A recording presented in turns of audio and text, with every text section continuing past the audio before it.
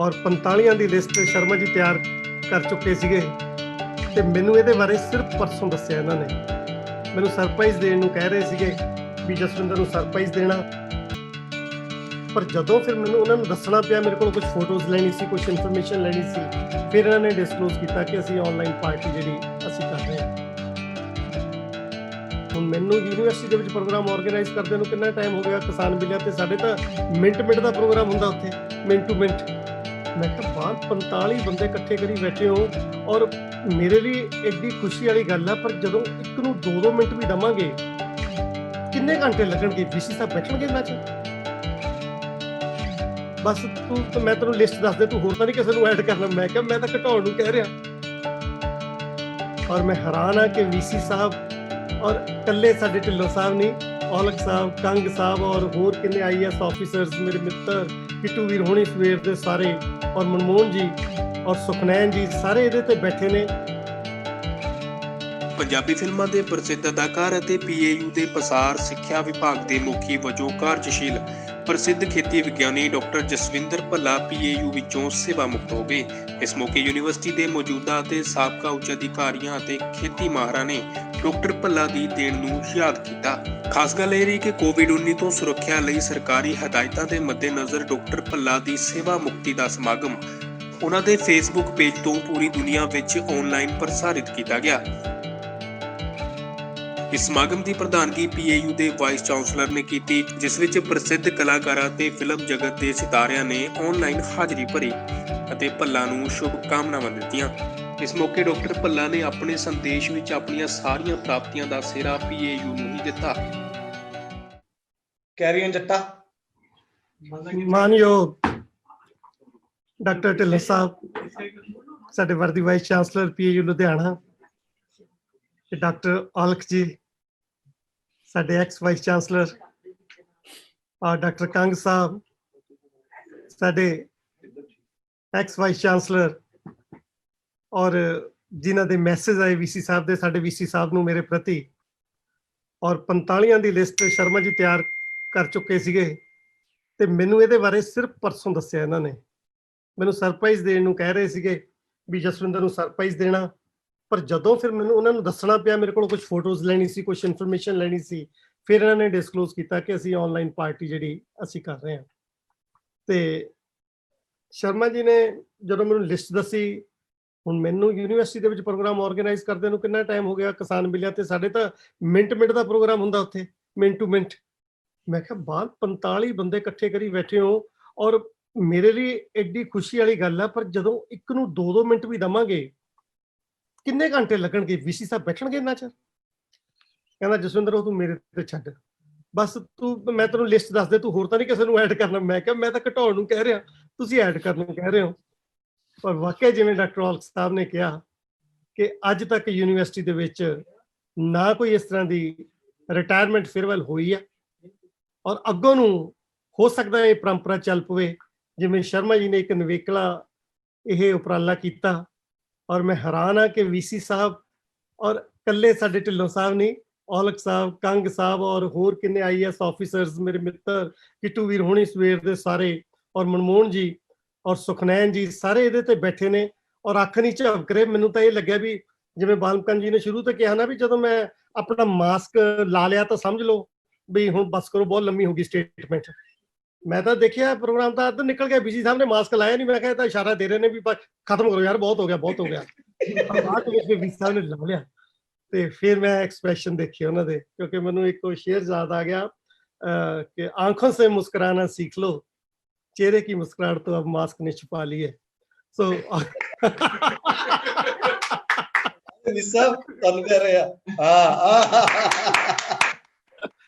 Thank you sir.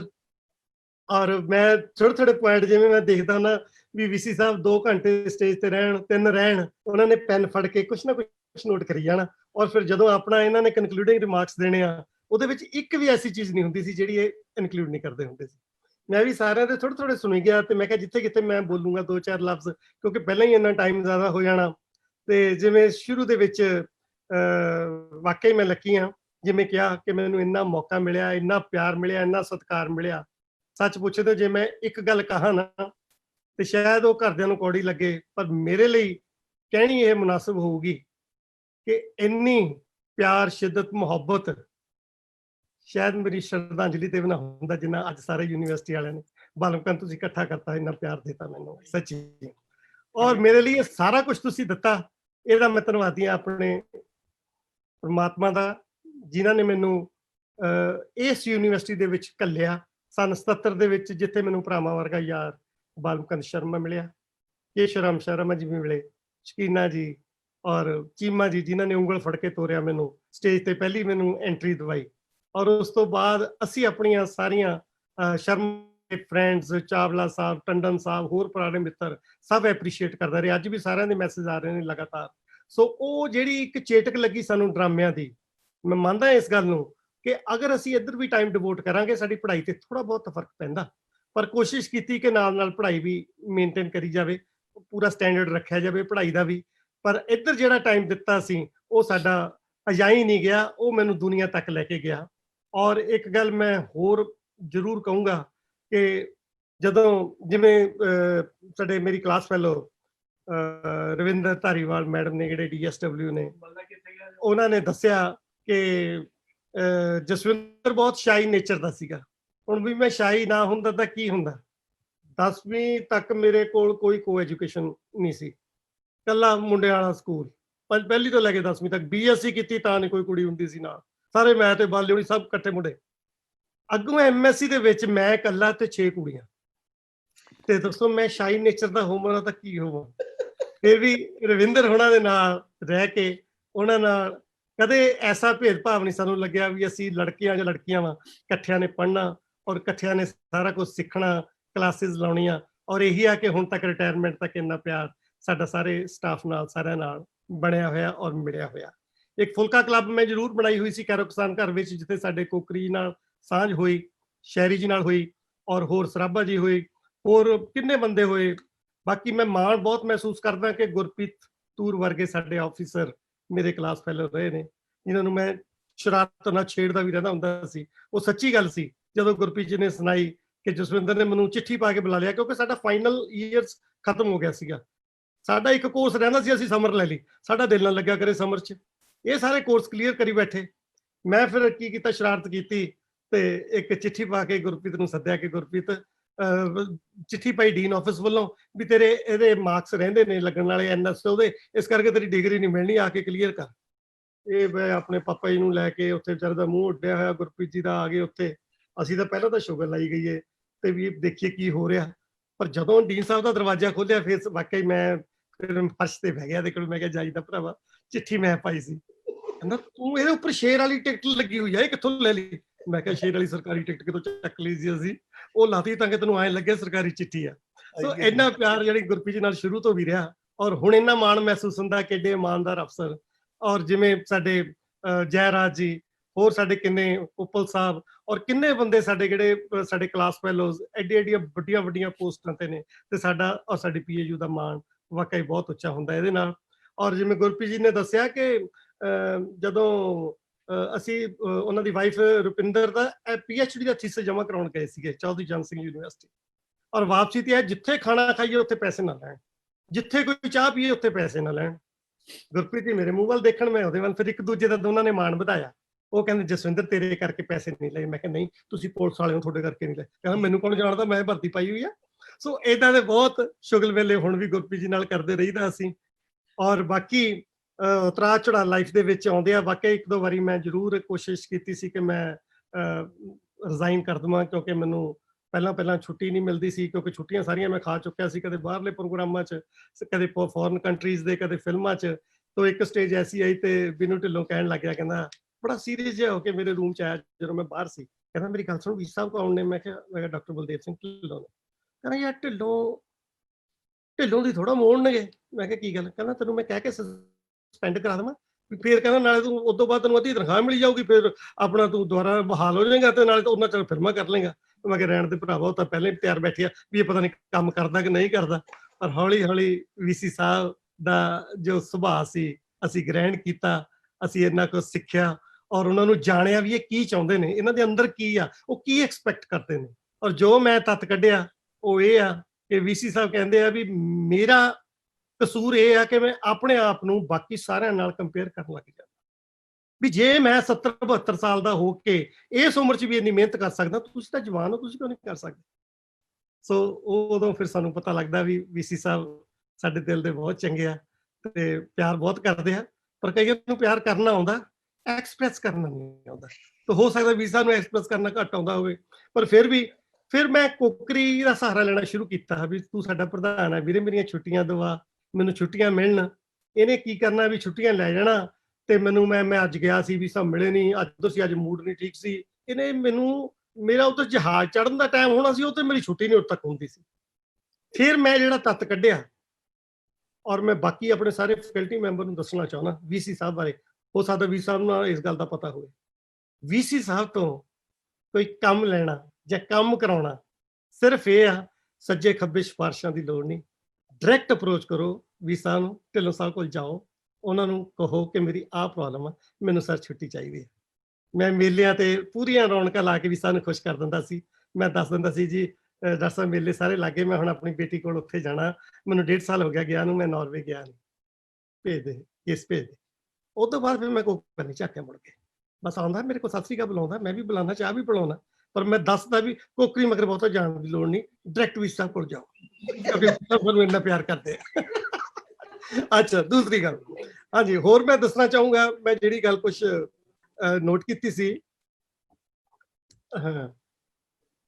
Doctor ਕੇਵਲ ਦਾ ਮੈਂ ਬਹੁਤ ਧੰਨਵਾਦੀ ਹਾਂ, ਉਹਨਾਂ ਨੇ ਬਹੁਤ ਸੋਹਣੀ ਕਵਿਤਾ ਲਿਖੀ। ਡਾਕਟਰ ਸੁਖਨੈਨ ਦਾ ਬਹੁਤ ਧੰਨਵਾਦੀ ਹਾਂ, ਸਾਡੇ ਸੁੱਖੀ ਵੀਰ ਦਾ ਬਹੁਤ ਧੰਨਵਾਦੀ ਹਾਂ, ਕਿੱਟੂ ਵੀਰ ਮੈਂ ਸਮਝ ਗਿਆ ਸੀ, ਉਹ ਤਾਂ ਸ਼ੁਕਰ ਕਰੋ ਟੈਕਨੀਕਲ ਪ੍ਰੋਬਲਮ ਕਰਕੇ ਉਹ ਨਹੀਂ ਲਿੰਕ ਜੁੜਿਆ, ਨਹੀਂ ਵੀਸੀ ਸਾਹਿਬ ਨੇ ਤਾਂ ਅੱਧ ਚੁੱਟ ਕੇ ਚਲੇ ਜਾਣਾ ਸੀ, ਉਹਦੇ ਪਿਓ ਨੇ ਪੁੱਤ ਨੇ ਚੱਕ ਕੇ ਚੈਂਪੀਅਨ ਲੈ ਆਉਣੀ ਸੀ ਤੇ ਖੋਲ ਦੇਣੀ।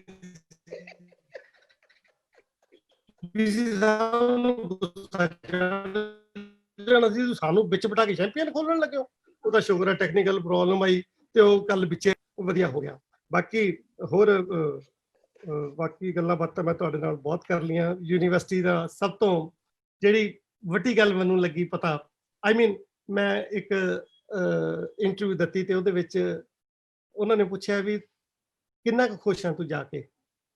ਮੈਂ ਉਹ 'ਚ ਸਟੇਟਮੈਂਟ ਦੇਤੀ ਵੀ ਜੇ ਮੇਰਾ ਨਾਂ ਪ੍ਰਮਾਤਮਾ ਦੀ ਕਿਰਪਾ ਨਾਲ ਵਰਲਡ ਵਿੱਚ ਹੋਇਆ ਤਾਂ ਇਹਦਾ ਕ੍ਰੈਡਿਟ ਮੇਰੀ ਯੂਨੀਵਰਸਿਟੀ ਨੂੰ ਜਾਂਦਾ।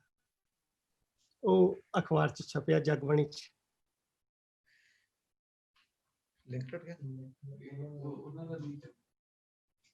ਮੈਨੂੰ ਸੈਂਡ ਕੀਤੀ WhatsApp ਤੇ, ਉੱਪਰ ਲਿਖਿਆ doctor Bhalla thank you very much, university I gained a lot from you.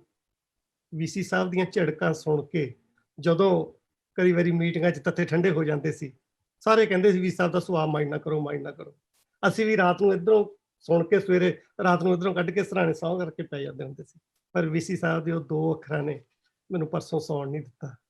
ਸਾਰੀ ਰਾਤ ਮੈਂ ਖੁਸ਼ੀ 'ਚ ਨਹੀਂ ਸੁੱਤਾ, ਮੇਰੀਆਂ ਅੱਖਾਂ ਭਰ ਆਈਆਂ ਕਿ ਮੇਰੇ ਸਭ ਤੋਂ ਟੌਪ ਜਿਹੜੇ ਇਸ ਵੇਲੇ ਯੂਨੀਵਰਸਿਟੀ ਦੇ ਸਾਡੇ ਸਰਪੰਚ ਨੇ, ਜਿਵੇਂ ਸਾਡੇ ਉਹਨਾਂ ਨੇ ਕਿਹਾ ਸਾਡੇ ਅਫਸਰ ਸਾਹਿਬ ਨੇ, ਸਾਡੇ ਕਾਨ ਸਿੰਘ ਪੰਨੂ ਸਾਹਿਬ ਨੇ, ਤੋ ਜੇ ਉਹਨਾਂ ਦੇ 2 ਲਫ਼ਜ਼ ਮੇਰੇ ਲਈ ਸਰਟੀਫਿਕੇਟ ਤੋਂ ਵੀ ਉੱਪਰ ਸੀਗੇ, ਜਿਹੜੇ ਮੇਰੇ ਲਈ ਉਹਨਾਂ ਨੇ ਬੋਲੇ, ਮੈਂ ਸਾਰੀ ਜ਼ਿੰਦਗੀ ਨਹੀਂ ਭੁੱਲੂੰਗਾ।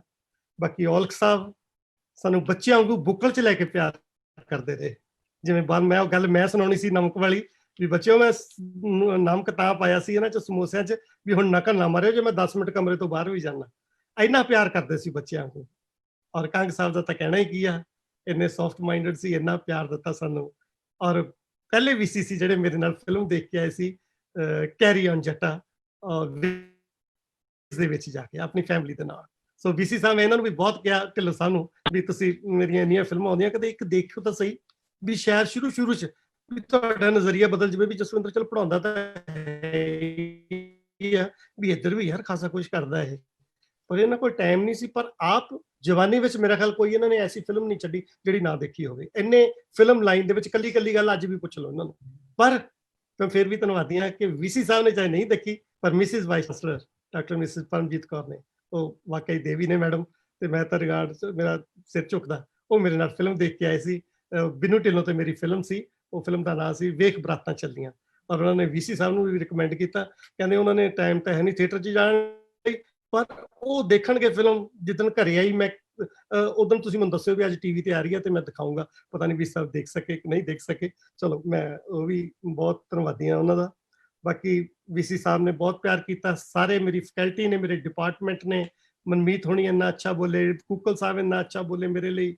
ਔਰ ਸਭ ਤੋਂ ਵੱਡੀ ਗੱਲ ਤਾਂ ਇਹ ਆ ਕਿ ਇੰਨੀ ਲੰਮੀ ਰਿਟਾਇਰਮੈਂਟ ਮੇਰਾ ਖਿਆਲ ਅੱਜ ਤੱਕ ਨਾ ਕਿਸੇ ਦੀ ਹੋਈ ਆ ਤੇ ਨਾ ਗਾਹ ਨੂੰ, ਪਤਾ ਨਹੀਂ ਟਾਈਮ ਲੱਗੇ ਜਾਂ ਨਾ ਲੱਗੇ। ਸੋ ਕਹਿੰਦੇ ਸੀਗੇ ਵੀ ਲੋਕ ਵੀ ਜਸਵਿੰਦਰ ਤੇਰੀ ਤਾਂ ਯਾਰ ਰਿਟਾਇਰਮੈਂਟ ਰੁਲ ਗਈ ਆ COVID-19 ਦੇ ਚੱਕਰ 'ਚ, ਤੂੰ ਤਾਂ ਇਹਦੇ ਵਿੱਚ ਰਿਟਾਇਰ ਹੋ ਜਾਣਾ, ਅਸੀਂ ਤੇਰੀ ਪਾਰਟੀ ਲੈਣੀ ਸੀ, ਤੇਰੇ ਕੋਲੋਂ ਇੰਨਾ ਇਕੱਠ ਕਰਾਉਣਾ ਸੀ। ਰਵਿੰਦਰ ਧਾਰੀਵਾਲ ਮੈਨੂੰ ਕਹਿੰਦੇ ਸੀ ਜਸਵਿੰਦਰ ਤੇਰੀ ਪਾਰਟੀ ਸਪੈਸ਼ਲ ਚਾਹੀਦੀ ਹੈ। ਮੈਂ ਕਿਹਾ ਯਾਰ ਬਾਕੀ ਸਾਰੇ ਖਿਲਾਉਂਦੇ ਪਿਲਾਉਂਦੇ ਨੇ ਉਹ ਵੈਜੀਟੇਰੀਅਨ, ਮੈਂ ਚਿਕਨ ਖਿਲਾ ਦੂੰਗਾ। ਕਹਿੰਦੀ ਤੇਰੀ ਤਾਂ ਇਦੋਂ ਵੀ ਵੱਡੀ ਚਾਹੀਦੀ ਹੈ ਕੋਈ ਪਾਰਟੀ। ਦੇਖੋ ਪਰਮਾਤਮਾ ਨੇ ਉਸ ਤੋਂ ਵੀ ਵੱਡੀ ਦਿਖਾਤੀ, ਮੌਕਾ ਦੇਤਾ COVID-19 ਦੇ ਵਿੱਚ ਲਿਆ ਕੇ। ਕਿਸੇ ਨੇ ਸੋਚਿਆ ਸੀ ਕਿ ਆਨਲਾਈਨ ਰਿਟਾਇਰਮੈਂਟ ਹੋਊਗੀ ਔਰ 3-3 4-4 ਬੈਠਣਗੇ ਜਿਨ੍ਹਾਂ ਨੂੰ ਅਸੀਂ ਗੱਲ ਕਰਾਉਂਦੇ ਨੇ ਵੀ ਅਸੀਂ ਵੀਸਾ ਨਾਲ ਗੱਲ ਕਰਨ ਚੱਲੇ ਔਰ ਸਾਰੇ ਕੰਮ ਛੱਡ ਕੇ ਅੱਜ ਦੇ ਇੰਨੇ ਇੰਪੋਰਟੈਂਟ ਝੁਕਦਾ। ਮੈਂ ਬਹੁਤ ਧੰਨਵਾਦੀ ਹਾਂ। ਜਸਵਾਲ ਸਾਹਿਬ ਨੂੰ ਯਾਦ ਕੀਤਾ, ਕੇਸ਼ਵਰਾਮ ਸ਼ਰਮਾ ਜੀ ਨੂੰ ਯਾਦ ਕੀਤਾ, ਗੁਰਭਜਨ ਗਿੱਲ ਜੀ ਨੂੰ ਯਾਦ ਕੀਤਾ। ਪਹਿਲਾ ਆਰਟੀਕਲ ਗੁਰਭਜਨ ਗਿੱਲ ਜੀ ਨੇ ਮੇਰੇ ਤੇ ਲਿਖਿਆ ਸੀ ਜਦੋਂ ਮੈਂ MSc ਸੀ। ਗੌਰੀ ਦੱਤ ਸ਼ਰਮਾ ਜੀ ਜਿਹੜੇ ਸਾਡੀ ਬਾਂਹ ਫੜ ਕੇ ਸਾਨੂੰ ਦੂਰਦਰਸ਼ਨ ਤੇ ਲੈ ਕੇ ਗਏ, ਰੇਡੀਓ ਤੇ ਲੈ ਕੇ ਗਏ, ਮੈਂ ਸਾਰਿਆਂ ਦਾ ঋਣੀ ਹਾਂ। ਬਾਕੀ ਜਿਹੜੇ ਮੇਰੇ ਫੈਨਸ 22-23 ਲੱਖ ਮੇਰੇ ਨਾਲ ਪੇਜ ਤੇ ਜੁੜੇ ਹੋਏ ਨੇ, ਅੱਜ ਸਵੇਰ ਤੋਂ ਬੈਠੇ, ਉਹ ਵੀ ਪਤਾ ਨਹੀਂ ਕਿੰਨਾ ਚਿਰ ਬੈਠੇ ਹੋਣੇ ਆ ਜਾਂ ਹਜੇ ਤੱਕ ਬੈਠੇ ਹੋਣੇ ਆ, ਸੁਣ ਰਹੇ ਹੋਣੇ ਆ। ਕਿੰਨੇ ਲੱਖਾਂ ਲੋਕਾਂ ਤੱਕ ਮੇਰੀ ਆਵਾਜ਼, ਮੇਰੇ ਯੂਨੀਵਰਸਿਟੀ ਦੇ ਮੇਰੇ ਸਾਰੇ ਟੱਬਰ ਦੀ ਆਵਾਜ਼ ਉੱਥੇ ਤੱਕ ਪਹੁੰਚੀ ਆ।